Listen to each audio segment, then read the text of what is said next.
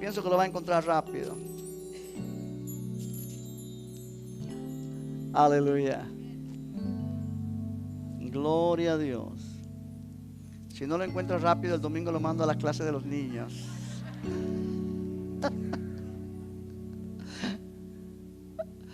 Aleluya. No se crea, hermano. No se crea, hermano. Pasa que Génesis está al principio.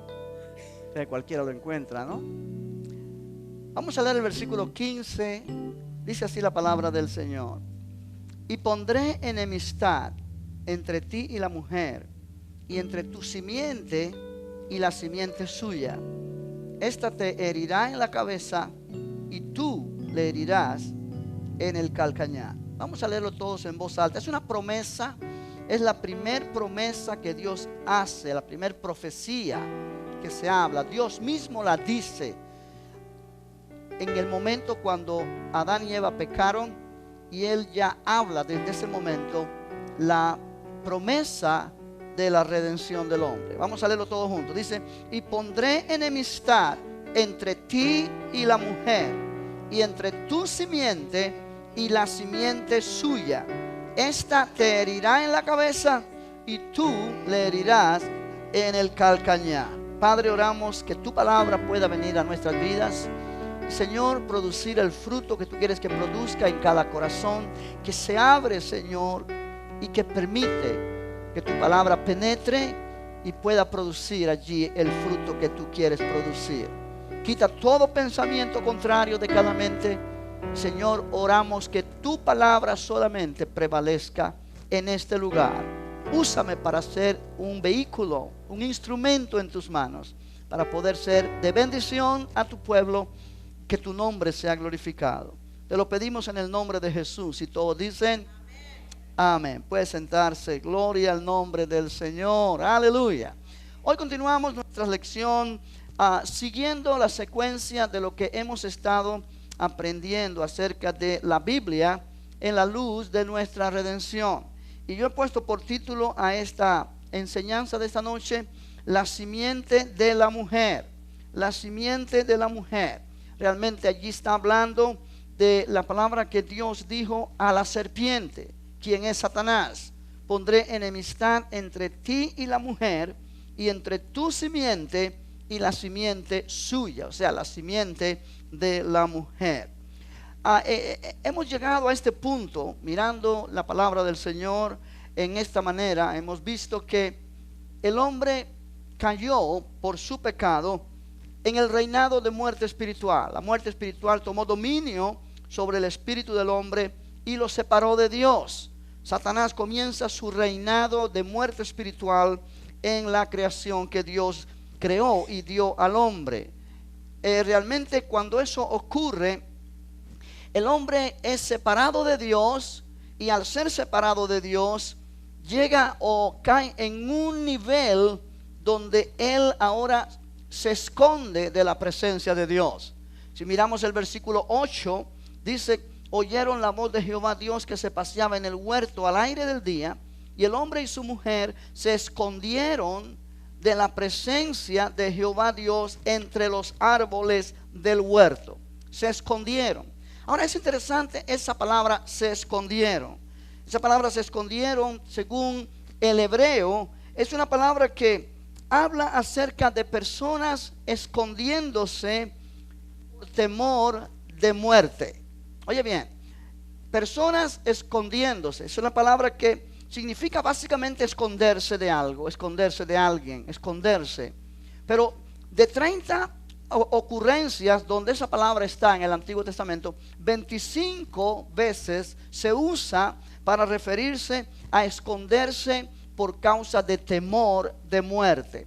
Y nosotros podemos mirarlo en el contexto y en este versículo 8, donde el hombre y su mujer se escondieron de la presencia de Jehová Dios. ¿Por qué razón? Porque el pecado entró en sus vidas, y con el pecado entró la muerte espiritual al espíritu del hombre, ¿correcto?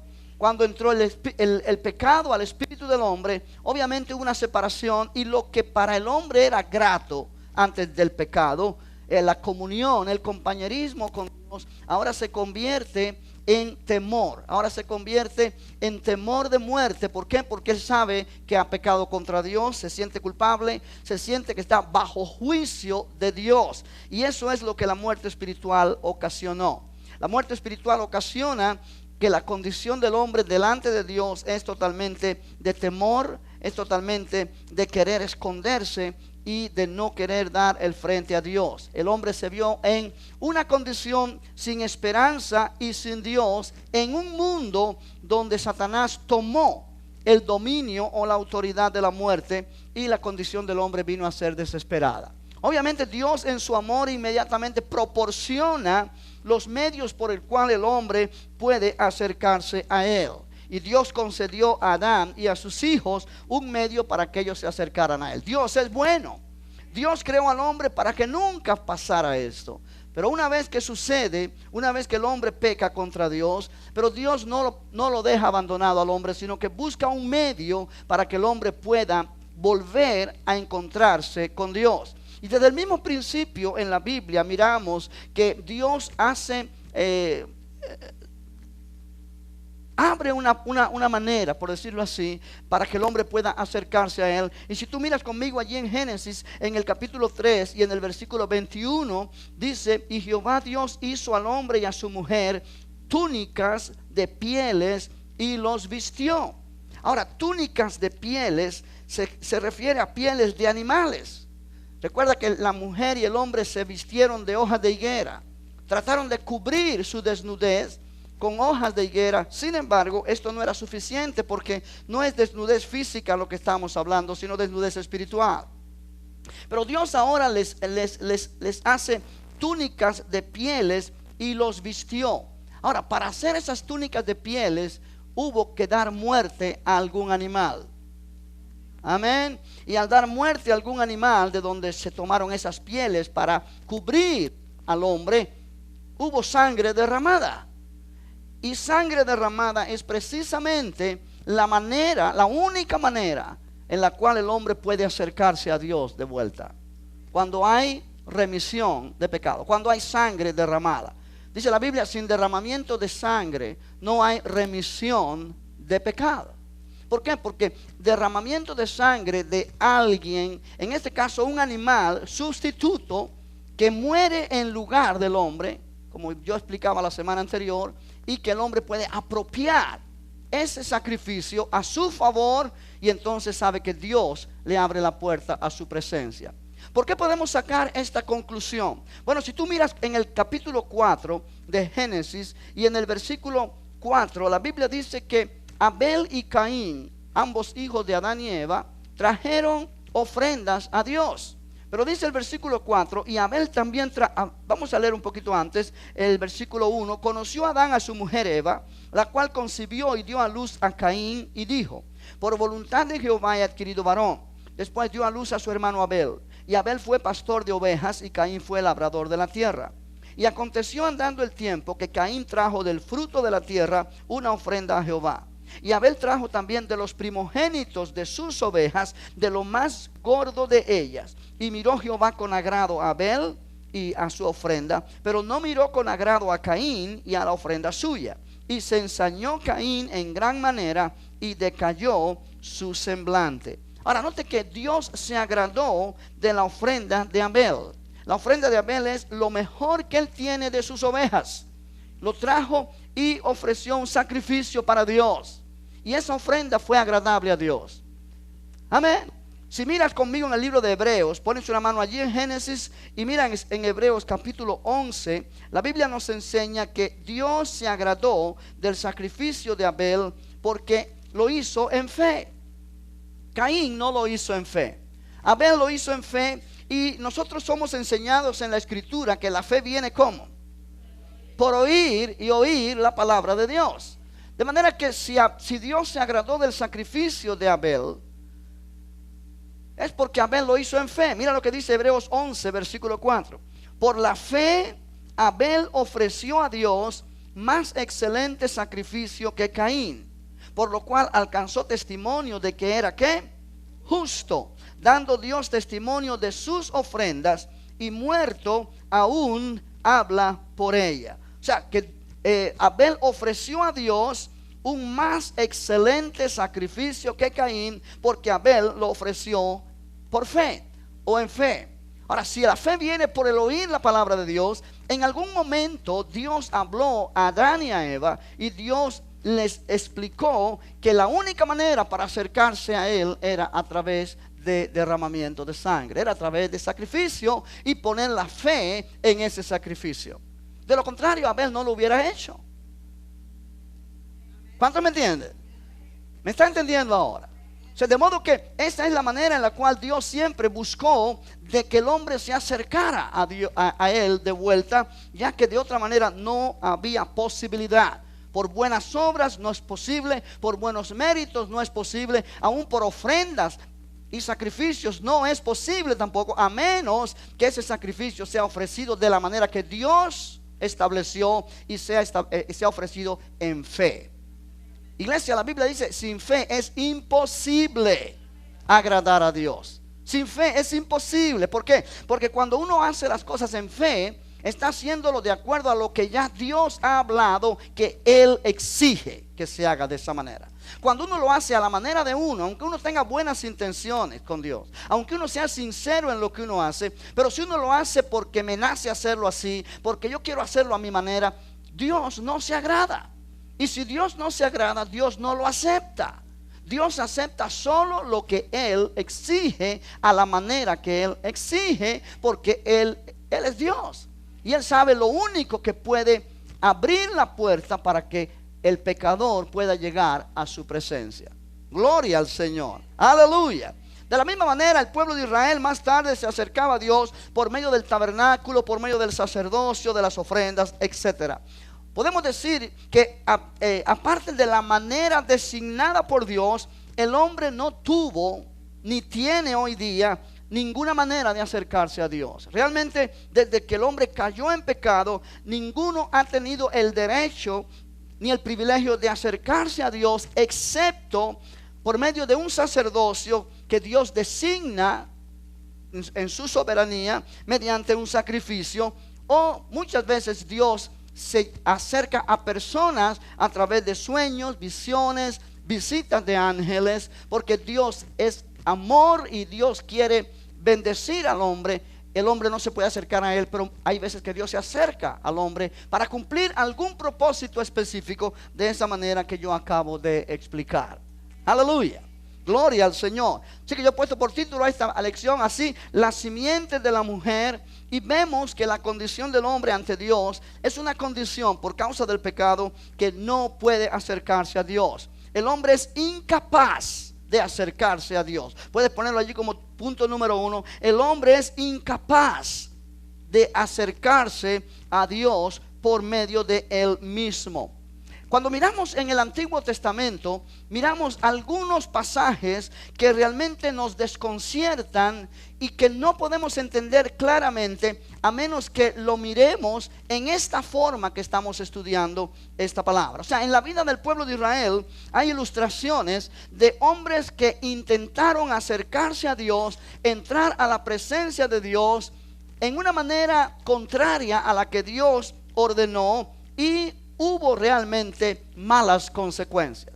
Si tú miras conmigo en el libro de Levítico, en el capítulo 10, mira allí Levítico capítulo 10. Levítico está después de Éxodo y Éxodo está después de Génesis. O sea que primero vas a pasar por Éxodo y luego vas a llegar al Levítico. Y en el capítulo 10 vamos a mirar allí lo que la palabra de Dios dice. Cuando lo tengas dices amén. En Levítico 10 versículos 1 al 3 dice el versículo 1: Nadab y Abiú, hijos de Aarón. Ahora, hijos de Aarón. Aarón era el sumo sacerdote del pueblo de Israel. O sea, que Aarón era el hermano de Moisés. O sea, que era uno de los grandes líderes en el pueblo de Israel. Amén. Y como sumo sacerdote, sus hijos eran sacerdotes.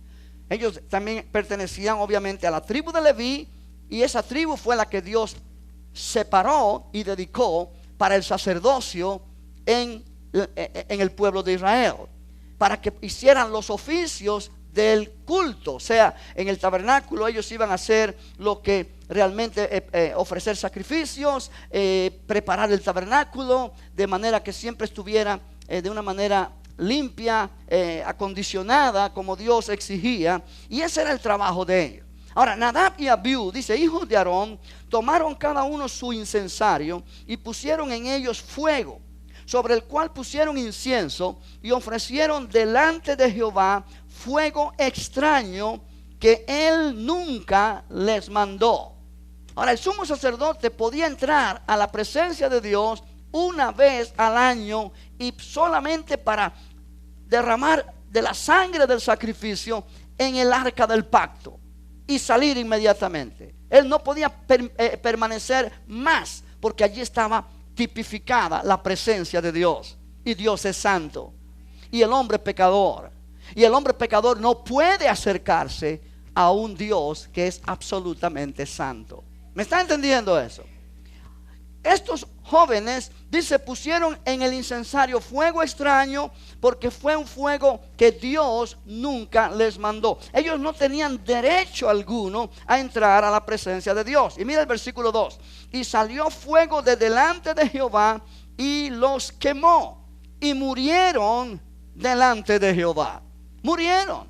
Ellos hicieron algo que no estaba permitido hacer y murieron. Dios no lo permitió.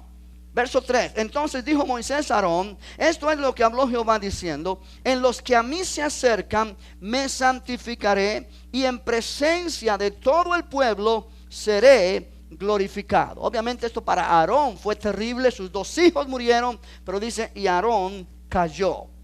Tenemos otro ejemplo, por ejemplo, en el libro de Primera de Samuel, capítulo 6. Podemos mirar allí en Primera de Samuel, capítulo 6.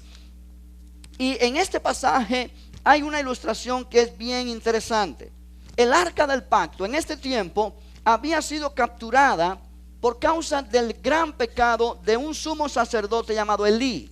Elí actuó mal en su oficio de sumo sacerdote. Sus hijos corrompieron el sacerdocio, y realmente el arca del pacto fue capturada por los enemigos, los filisteos. Y ahora pues es una vergüenza para Israel que el arca del pacto, que simboliza la presencia de Dios, les haya sido quitada.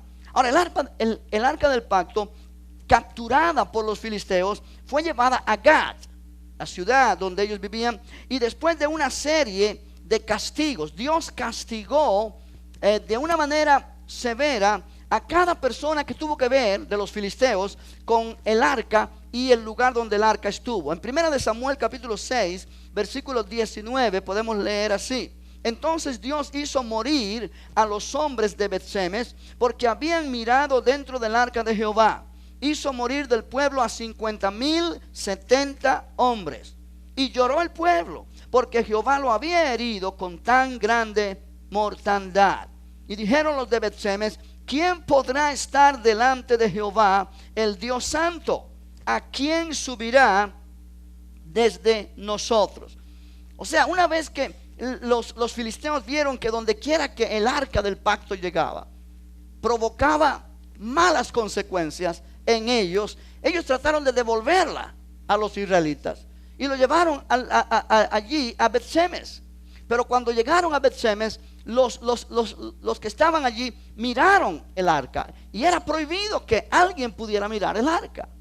Y al mirar el arca murieron. Y allí están poniéndonos la cantidad de personas que murió: 50,070 hombres. Y obviamente lloró el pueblo porque Jehová lo había herido con tan gran mortandad. Y usted puede decir: pero qué injusticia. Pero Dios había hablado. Dios había hablado. Esto está escrito en la ley. Está escrito en los libros de la ley que el pueblo de Israel conocía o debía conocer. Amén. Sí, en las leyes se dice que la ignorancia de la ley no es excusa para la ley. O sea, tú te presentas en una corte de ley y tú le dices al juez: es que yo no sabía. Él te va a decir: lo siento, pero eso no es excusa, tú debías saberlo. Si no lo sabes, de igual manera vas a ser condenado. Y lo mismo pasa aquí. Dios había hablado. Iglesia, por eso tú y yo necesitamos conocer la palabra. ¿Sí? Dios había hablado claramente que el arca del pacto era algo muy sagrado porque simbolizaba la santidad de Dios. El hombre pecador no puede acercarse a Dios. Dios no lo permite. La puerta está cerrada. La única manera que puede hacerlo es a través de sacrificio. En el Antiguo Testamento, de la manera que lo he explicado, pero ahora en este tiempo, a través de fe en el sacrificio de Jesús en la cruz del Calvario. Lo que Cristo hizo en la cruz nos da la habilidad para poder entrar a la presencia de Dios por medio de fe en Él. Él ha abierto la puerta al lugar santísimo. Él ha abierto la puerta a su presencia. Él dijo: yo soy el camino, la verdad y la vida. Nadie viene al Padre si no es por mí. ¿Me está entendiendo eso? O sea que podemos mirar más ejemplos en el Antiguo Testamento, pero vamos a quedarnos con estos dos ya que el tiempo avanza. Pero yo quiero que tú te des cuenta que no podía acercarse nadie a Dios en la manera que ellos quisieran hacerlo. Dios estableció la única manera de cómo hacerlo y fue a través de fe en el sacrificio que ellos hicieran de acuerdo a lo que Dios ordenaba. Así que el hombre es totalmente incapaz para acercarse a Dios. El hombre, por causa de la naturaleza satánica, no puede ir a la presencia de Dios sin ser invitado por Dios. Y aquí llegamos a un punto crucial. El hombre necesita un mediador. Un mediador. Y este es el segundo punto que yo quiero que tú anotes en tu hoja de papel. El clamor del hombre por un mediador. El hombre necesita un mediador. Primero dijimos que el hombre es incapaz de acercarse a la presencia de Dios por sí mismo. Y entonces el segundo punto, el hombre necesita un mediador. ¿Cuántos dicen amén? Si miras conmigo en el libro de Job, en el Antiguo Testamento también, Job está casi llegando a Salmos, antes de los Salmos. Y en el capítulo 25 de Job, vamos a mirar allí lo que dice la palabra del Señor. Job es posiblemente el libro más antiguo de la Biblia. Pero Job enseña bastante sabiduría. Y en el tiempo que él vivió, ya hay un pensamiento en el hombre de que necesita un mediador, de que realmente solo no la puede hacer para entrar a la presencia del Señor. Si miras conmigo en el libro de Job, capítulo 25, los versículos 4, 5 y 6, dice: ¿cómo pues? Y está aquí hablando uno llamado Bildad. ¿Cómo pues se justificará el hombre para con Dios? ¿Y cómo será limpio el que nace de mujer? He aquí que ni aun la misma luna será resplandeciente, ni las estrellas son limpias delante de sus ojos. Cuanto menos el hombre, que es un gusano, y el hijo del hombre también gusano. Con respeto de los gusanos. Este es el concepto que este hombre tiene del ser humano. Y él lo compara. ¿Cómo puede justificarse alguien que es tan insignificante como un gusano delante de Dios? Aquí donde tú miras cómo el hombre es orgulloso. Y cada vez que el hombre dice: yo amo a Dios a mi manera, está expresando su gran orgullo. ¿Por qué? Porque él piensa que tiene derecho a amar a Dios a su manera. Y no es cierto. Dios es el que pone los límites. Dios es el que pone las reglas. ¿Sí? ¿Por qué? Porque el ser humano no tiene esa capacidad. Y si no nos ajustamos a lo que Dios nos exige, jamás podremos agradar a Dios. ¿Cómo puede justificarse el hombre para con Dios? Si miras en el capítulo 9 de Job, en el versículo 23, hay otra escritura que es interesante. Job 9, versículos 25 al 35. Mis días han sido más ligeros que un correo. Huyeron y no vieron el bien. Pasaron cual naves veloces, como el águila que se arroja sobre la presa. Si yo dijere: olvidaré mi queja, dejaré mi triste semblante y me esforzaré, me turban todos mis dolores, sé que no me tendrás por inocente. Hablando a Dios. Yo soy impío. ¿Para qué trabajaré en vano? Aunque me lave con aguas de nieve y limpie mis manos con la limpieza misma, aún me hundirás en el hoyo, y mis propios vestidos me abominarán, Porque no es hombre como yo, hablando de Dios. Dios no es hombre como yo para que yo le responda y vengamos juntamente a juicio. No hay entre nosotros, ¿qué? Árbitro o mediador que ponga su mano sobre nosotros dos, que quite de sobre mí su vara y su terror no me espante. Entonces hablaré y no le temeré, porque en este estado no estoy en mí. O sea, aquí está hablando Job y está expresando cómo él se siente delante de Dios. Él dice, Dios no es hombre como yo para que yo pueda argumentar con él, para que yo pueda decirle lo que me pasa, para que yo pueda entrar a juicio con él. No hay entre nosotros árbitro, no hay entre nosotros mediador. O sea que en el libro de Job ya hay este pensamiento de la necesidad que el hombre tiene de un mediador si quiere poder agradar a Dios o acercarse a Dios y ser recibido por Dios. ¿Cuántos dicen gloria a Dios?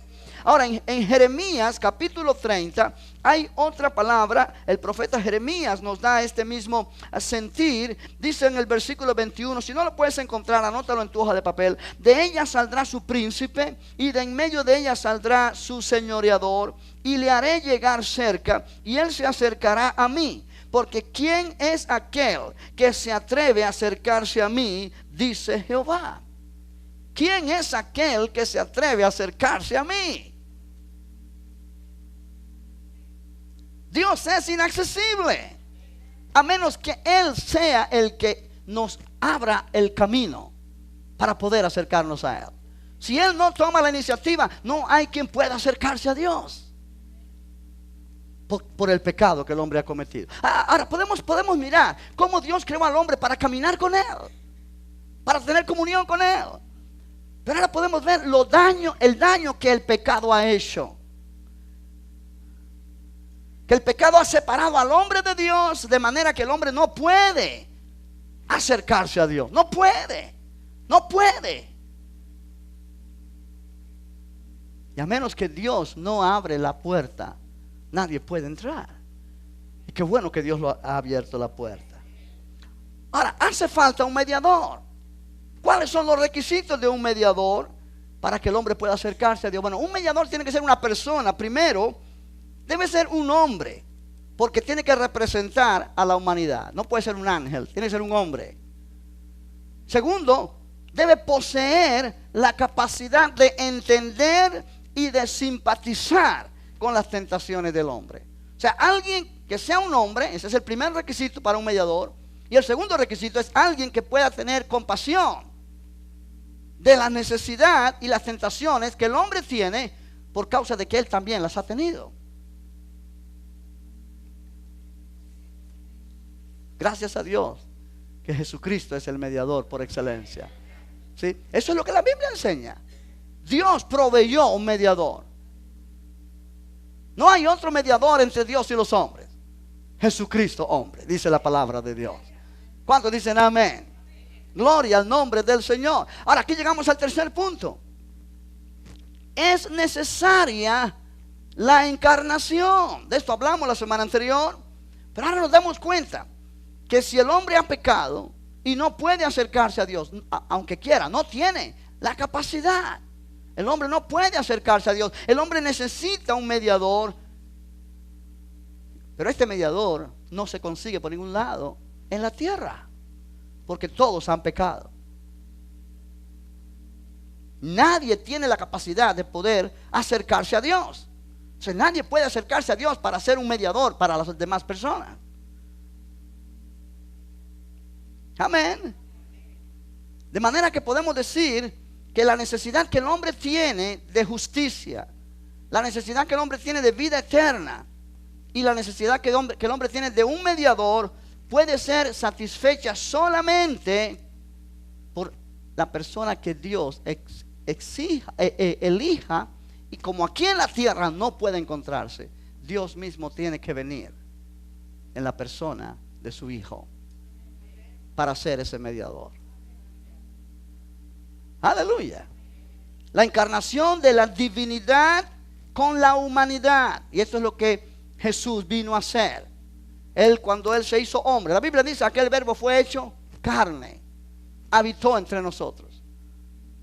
1 Timoteo 3:16 dice, grande es el misterio de la piedad.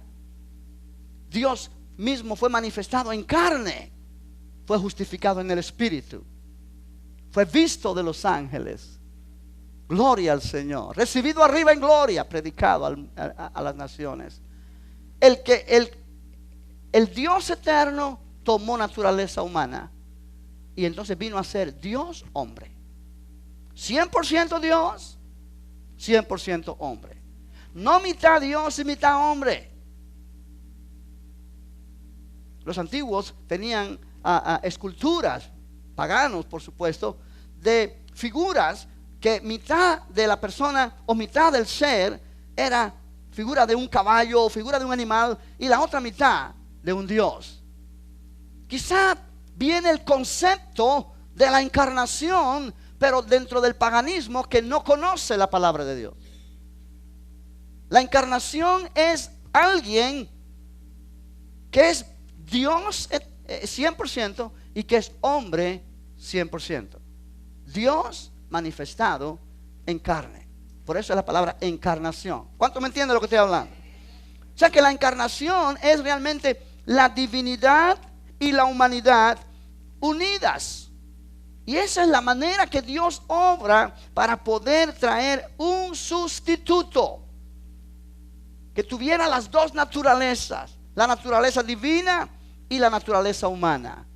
Y sobre esa base Dios puede actuar como mediador del hombre. Gloria al nombre del Señor. ¿Por qué?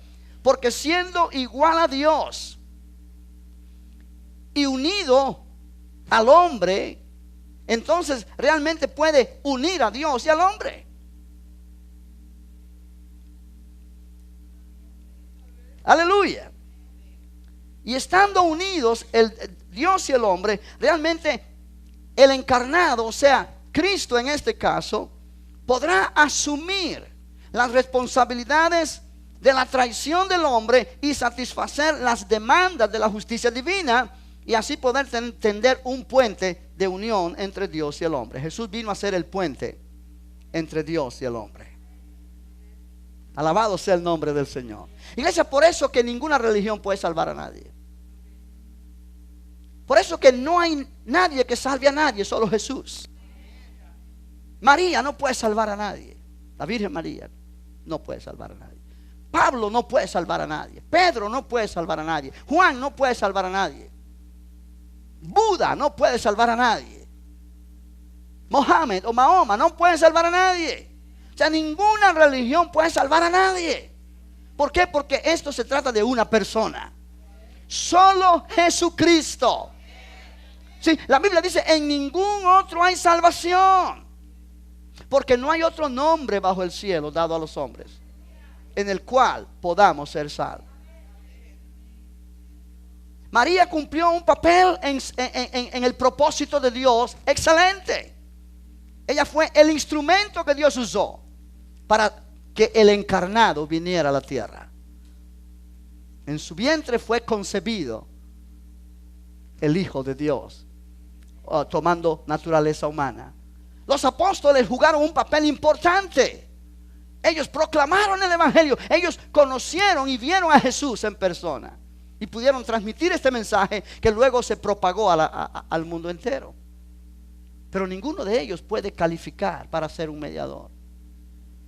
Solo Jesús.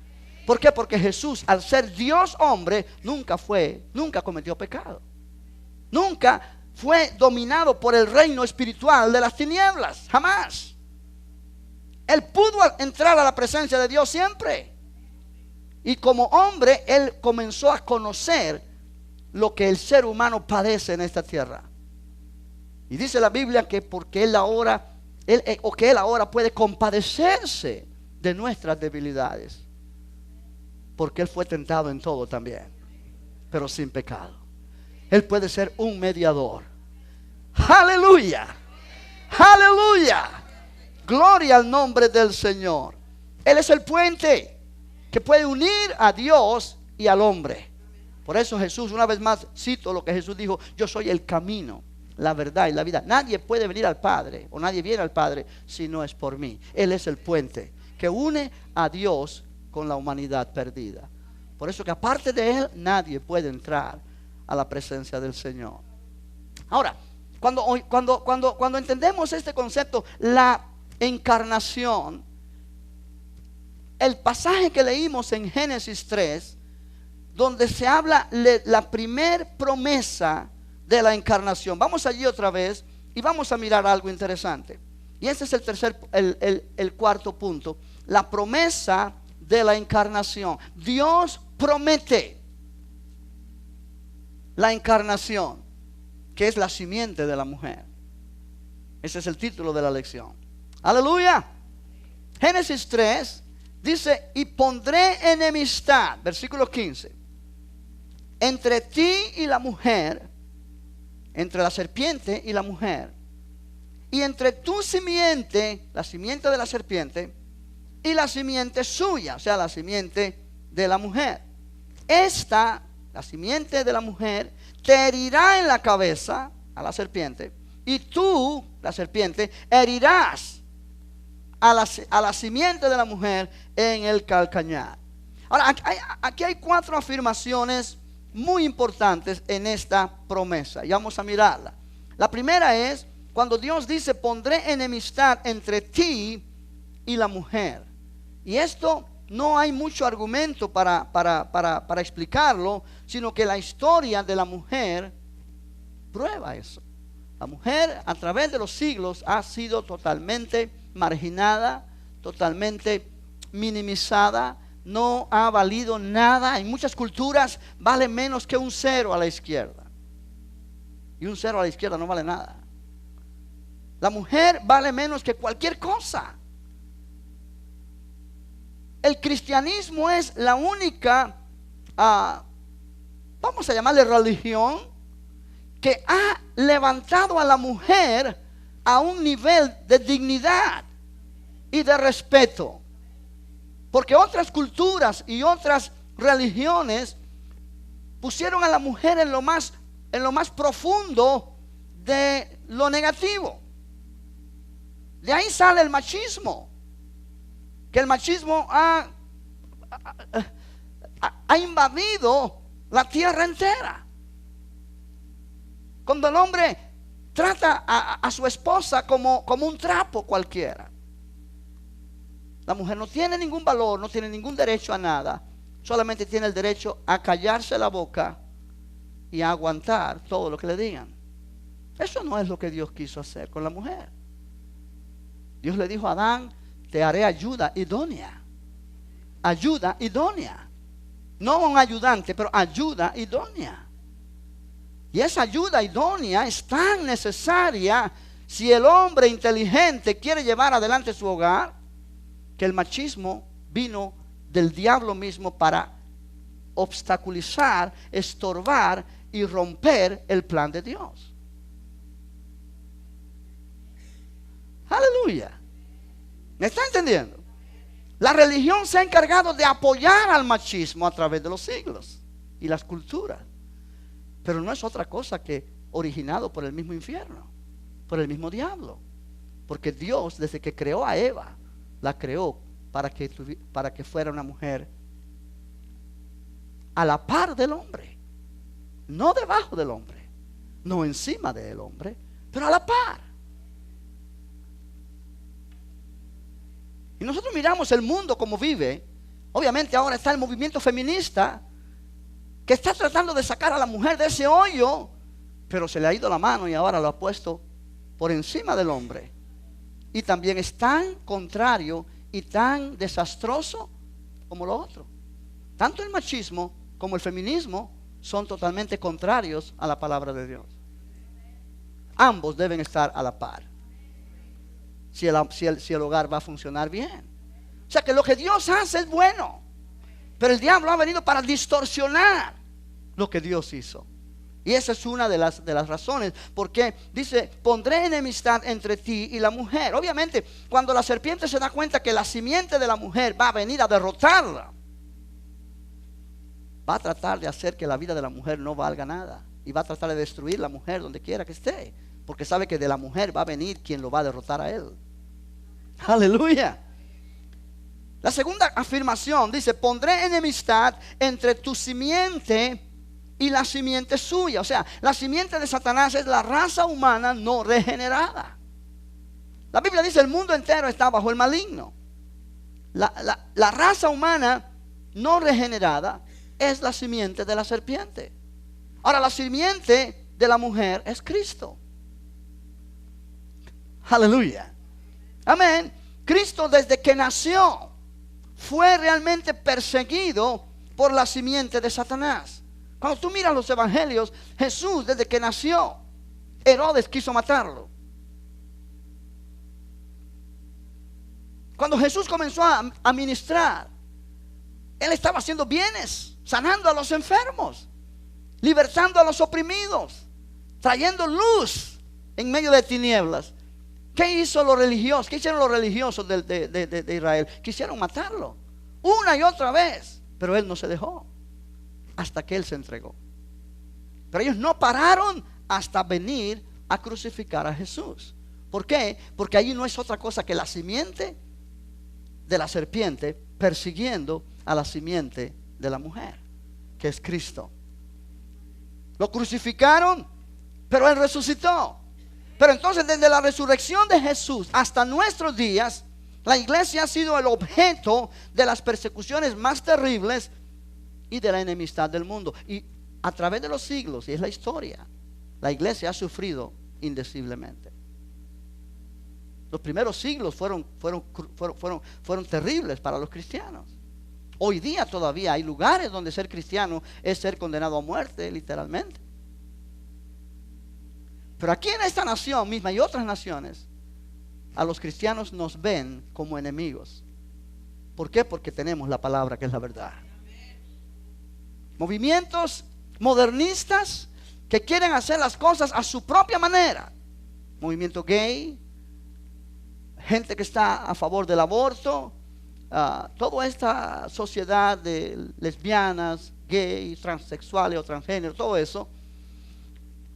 Ellos se han lanzado en una propaganda en contra del cristianismo. ¿Por qué? Porque el cristianismo se ha parado fuerte, basado en la palabra de Dios, de no tolerar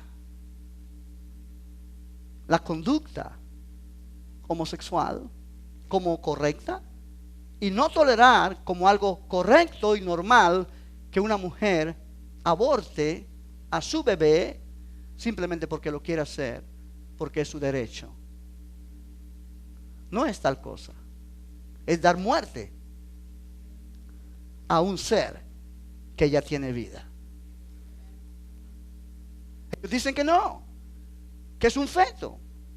Y el feto no es una criatura, no es una persona. Pero iglesia, el salmista dijo a Dios: tus ojos vieron mi embrión. Desde que hay una concepción en la matriz de la mujer, ya hay una vida. Ya hay un ser que no tiene o que no le da el derecho a nadie, ni aún a la mamá, de matarlo. Pero como la iglesia se para firme contra eso, la iglesia es perseguida en ese aspecto. Y la iglesia, y hay muchos líderes en el mundo, en el gobierno actual, en el gobierno actual, gracias a Dios, no. Pero en gobiernos anteriores sí. Que han tratado de poner a la iglesia en un callejón sin salida para quitarle la autoridad, para que no siga predicando la palabra tal y como es. No es otra cosa que la simiente de la serpiente persiguiendo a la simiente de la mujer. ¿Cuántos dicen gloria a Dios? Ahora, la tercera afirmación dice: esta te herirá en la cabeza. O sea, la simiente de la mujer herirá en la cabeza a la serpiente. Ahora, la simiente de la mujer obviamente está hablando aquí de alguien que nacería de una mujer sin la intervención de hombre alguno. Cuando tú lees la Biblia, tú lees la simiente de Abraham, la simiente del hombre, Abraham engendró a Isaac. Isaac engendró a Jacob. Y es el varón. Siempre se habla del varón engendrando. Pero aquí se habla de la simiente de la mujer. Y la referencia es que una mujer llevaría en su vientre a un hijo que no fue concebido de una manera natural. Y solo ha habido una mujer en la historia que cumplió esa escritura. María. Cuando el ángel llegó a donde estaba ella, le dijo: el Espíritu Santo vendrá sobre ti y el poder del Altísimo te cubrirá con su sombra, y el ser que nacerá será llamado Hijo de Dios. Oh, gloria a Dios. Y ella dijo: pero ¿cómo será esto si yo no conozco varón? Es la única mujer en la historia de la humanidad que ha concebido sin la intervención de hombre y sin la intervención, obviamente, de inseminación artificial y todo lo demás. Fue por obra y gracia del Espíritu Santo. Aleluya, aleluya. Ahora dice: Él te herirá en la cabeza. Esa es la última afirmación de esta profecía. Ella te herirá en la cabeza. Le está hablando a la serpiente, y la serpiente es Satanás. Ella te herirá en la cabeza. Ahora, en todos los idiomas orientales, oye bien esto, la expresión herir en la cabeza significa quebrantar el señorío del que gobierna. O sea, esa expresión, herir en la cabeza a alguien, el significado que tiene en la cultura de países orientales, idiomas orientales, es quebrantar el señorío o el dominio del que gobierna. De manera que cuando esta profecía es hablada, se le está hablando a la serpiente: pondré enemistad entre ti y la mujer, y entre tu simiente y la simiente suya. Esta, la simiente de la mujer, te herirá en la cabeza. O sea, esta, la simiente de la mujer, quebrantará tu señorío y quitará tu gobierno y tu dominio. Cuando el hombre pecó, Satanás tomó el dominio sobre el hombre. Tomó el dominio y la autoridad que Dios le dio al hombre. Ahora Satanás la tomó. Y obviamente al diablo no le gustó esa promesa. La simiente de la mujer destruirá tu señorío, destruirá tu gobierno, te quitará la autoridad. Y tú y yo sabemos que cuando Jesús resucitó, Él dijo: toda autoridad me ha sido dada en el cielo y en la tierra. ¡Aleluya! ¡Aleluya! El hombre le entregó el señorío a Satanás, y Satanás ejerce ese señorío todavía en los corazones que no conocen a Jesucristo. La simiente de la mujer llegó y Jesús nació, Jesús creció, Él murió, pero Él resucitó. Y cuando Él resucitó, dice la Biblia, despojando a los principados y a las potestades, los exhibió públicamente, triunfando sobre ellos en la cruz. La última parte del versículo 15 dice: y tú, la serpiente, le herirás en el calcañar.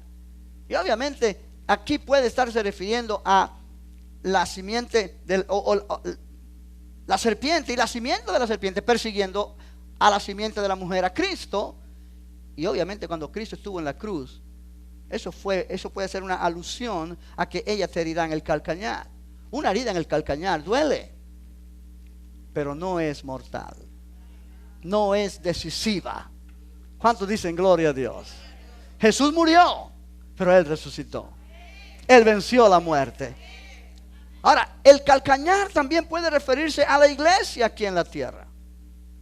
La iglesia aquí en la tierra, como dije hace un momento, ha sido perseguida y ha sufrido por gobiernos anticristianos, por personas anticristianas, de una manera terrible. Pero obviamente son heridas que no son totalmente destructivas o para aniquilar nada, sino que, como Pablo dice, en todas estas cosas somos más que vencedores por medio de aquel que nos amó. Alabado sea el nombre del Señor. O sea que esta profecía de Génesis 3:15 es una de las más notables, de las más claras que jamás se ha cumplido. O vamos a ponerlo de esta manera, es una de las profecías más notables de las profecías que se han cumplido. Se ha cumplido al pie de la letra. Jesús, la simiente de la mujer, destruyó, quitó la autoridad a Satanás. Y ahora todo aquel que puede poner su fe en Jesucristo como su Salvador, la Biblia dice, es liberado de la potestad de las tinieblas. Piensa acerca de esto esta noche, y con esto voy a terminar. Piensa acerca de esto.